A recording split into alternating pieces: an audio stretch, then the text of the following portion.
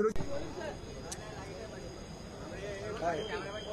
कालचं काय डिझेल हा तर त्याच्यासाठी चालू आहे। एसटी महामंडळ गेल्या अनेक वर्षापासून इंडियन ऑइल, हिंदुस्तान पेट्रोलियम आणि भारत पेट्रोलियमच्या माध्यमातून डिझेल खरेदी करत होतं। एसटी महामंडळाचा अध्यक्ष झाल्यानंतर ह्या सगळ्या कंपन्यांशी मी चर्चा केली आणि ₹2.70 जे आम्हाला सूट देत होती त्या सुटेमध्ये त्यांना वाढ करायच्या सूचना मी त्यांना केल्यानंतर त्यांनी 30 पैशाची वाढ केली आणि ₹3 सूट डिझेलमध्ये आम्हाला 1 लिटर मागे ते द्यायला लागले आणि 3,300 कोटी रुपयाचं डिझेल गेल्या अनेक वर्षापासून एसटी महामंडळ ह्या तीनही कंपन्यांच्या माध्यमातून खरेदी करत आहे।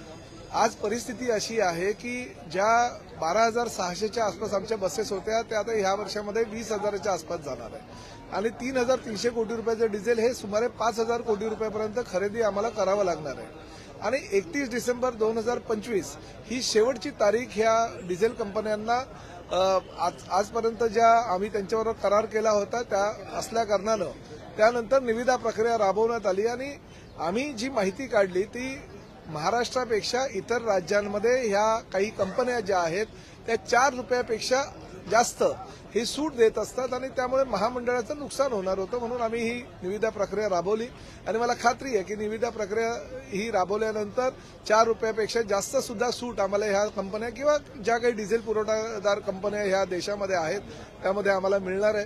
त्यामुळे महामंडळाचा आर्थिक हित लक्षात घेता आणि आर्थिक फायदा घेता फायद्याचा विचार करता आम्ही ही निविदा प्रक्रिया राबवलेली आहे। काही कंपन्यांनी मात्र विविध वृत्तवाहिन्या आणि वृत्तपत्रांमध्ये अशा बातम्या दिल्या त्यामुळे महामंडळाचं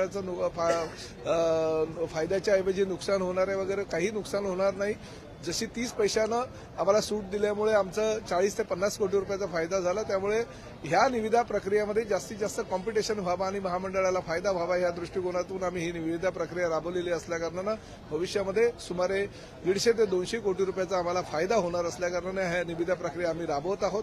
कालच उच्च न्यायालयामध्ये एक कंपनी गेली होती आणि उच्च न्यायालयानं विनंती केली होती की आम्हाला रिलीफ मिळावी म्हणून पण उच्च न्यायालयानं सुद्धा त्यांची जी मागणी होती ती फेटाळून लावली त्यामुळे निविदा प्रक्रिया जी आहे ती आता चालू राहणार आहे। पण जरी एसटी महामंडळाचा ह्या माध्यमातून फायदा होत असला तरी राज्याच्या महसुलाला याचा मोठ्या प्रमाणात तोटा होऊ शकतो जर परराज्यातील कंपनीला काही नाही। बघा परराज्यात आता इंडियन ऑइल काय परराज्यातील आहे का किंवा भारत पेट्रोलियम परराज्यातील आहे का किंवा हिंदुस्तान पेट्रोलियम परत राज्यातील आहेत का ह्या तीनही कंपन्या ह्या मोठ्या कंपन्या देशातल्या आणि केंद्र शासनाच्या संबंधित आहे। यांनी कॉम्पिटिशनमध्ये भाग घ्यावा। जर उत्तर प्रदेशला ₹4 जास्त जर डिझेलमध्ये सूट मिळत असेल, मध्य प्रदेशला जास्त सूट मिळत असेल, गुजरातला जास्त सूट मिळत असेल, हरियाणामध्ये आणि बिहारमध्ये जर जास्त सूट मिळत असेल तर महाराष्ट्राला का सूट मिळू नये आणि त्यामुळे महाराष्ट्राची ही एसटी महामंडळ ही म्हणजे खेड्यापाड्यामध्ये गल्ली बोळामध्ये फिरणारी ही एसटी आहे आणि एसटी महामंडळ जर सक्षम करायचं असेल त्याला आर्थिक फायद्याचा लाभ जर पोहोचवायचा असेल तर असे काही निर्णय घ्यावे लागतील। काही कंपन्यांना हे निर्णय कटू वाटत असतील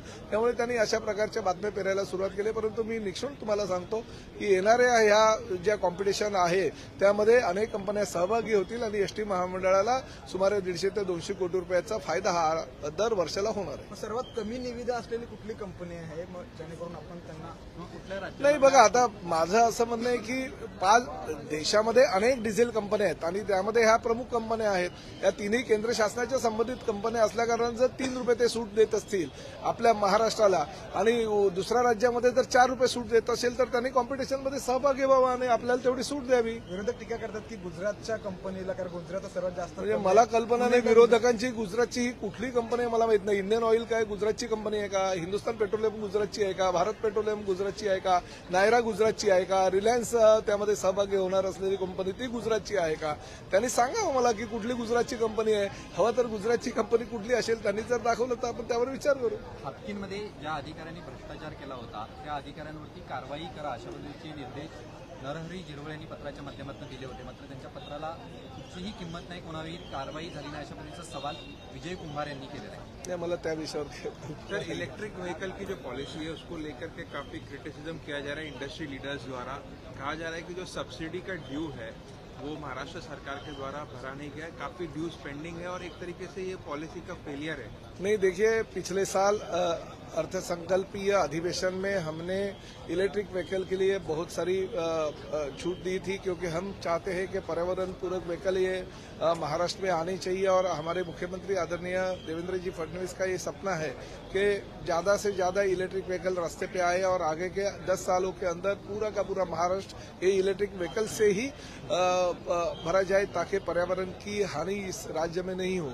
मगर इसके लिए आर्थिक परिस्थिति देखते हुए भी हमें कुछ उपाय योजना करनी पड़ रही है। मगर जो हमने अर्थसंकल्पीय अधिवेशन में घोषणा की थी उसका नियोजन हो रहा है और बहुत अच्छी तरह से हम लोग वो जमीन पे भी लेके आएंगे, ताकि भविष्य में ज्यादा से ज्यादा इलेक्ट्रिक व्हीकल इस राज्य में आ जाए। पेंडिंग ड्यूज कब तक नहीं हो गए, पेंडिंग ड्यूज जो भी है जल्दी से जल्दी कंप्लीट कर देंगे, क्योंकि आखिर निर्णय शासन ने लिया तो शासन को बंधनकारक होता है हर पेंडिंग ड्यूज देने का।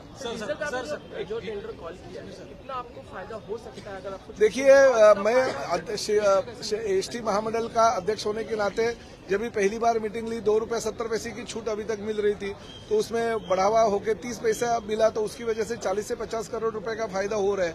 अगर अलग अलग राज्यों में, जैसे मध्य प्रदेश में, जैसे बिहार में, जैसे गुजरात में, जैसे उत्तर प्रदेश में, तो 4 रुपये से ज्यादा छूट की जाती है। उसी तरह से अगर छूट कंपटीशन के माध्यम से ये डीजल कंपनियों ने हमारे पास दे दी, तो निश्चित रूप से 150 से 200 करोड़ रुपए का फायदा एसटी महामंडल का होगा। जो एसटी महामंडल उस तरह से थोड़े तरीके से अगर हमारी ये सब चीजें अगर जमती जाएगी तो हम लोग सक्षम हो जाएंगे। सर मुंडवा जमीन प्रकरणामध्ये मला कल्पना नाही होत। एक सवाल ये है कि खासकर मालेगांव की बात कर लेते हैं। मालेगांव म्यूनिसिपल कॉर्पोरेशन में जहां बिजली विभाग की वहां के कर्मचारियों ने नमाज अदा की कल, उसको लेकर अब उन पर कार्रवाई हुई, ऐसी मांग बीजेपी की ओर से की जा रही है। क्या कार्रवाई होनी चाहिए?